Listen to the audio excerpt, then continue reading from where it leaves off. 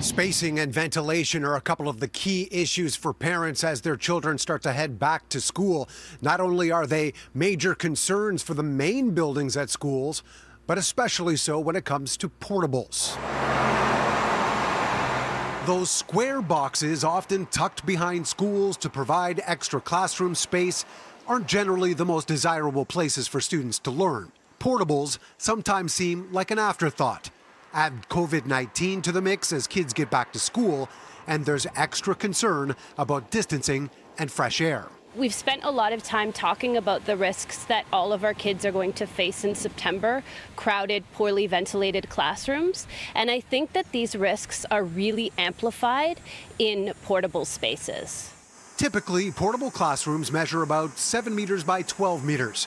Based on the need for 2-meter spacing, that would allow for 12 to 15 students. The smallest cap size recently approved by the Toronto District School Board was 20.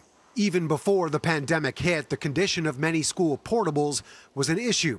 The repair backlog for TDSB schools is already at $3.5 billion. The province's total repair bill is nearly $16 billion, and portables aren't even included in those estimates. That is where some of the most serious concerns from an infrastructure perspective come from. So weird smells, mold. So air quality already is questionable in those buildings. More than 535 portables currently sit on TDSB properties.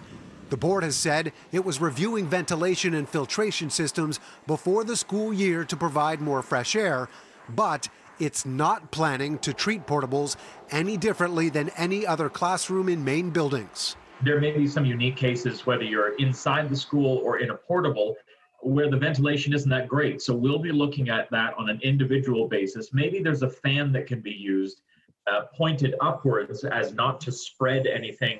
Last month, Ontario Education Minister Stephen Lecce announced an additional $50 million for ventilation upgrades in schools across the province, with Premier Doug Ford recently encouraging school boards to spend the money as quickly as possible. But the TDSB says there isn't enough time for major changes. They're constantly chasing things. They're reacting to issues rather than proactively ensuring that the school buildings and portables are actually safe, healthy, well-maintained environments. In the province of Ontario, more than 100,000 students would normally spend their days in the close confines of a portable.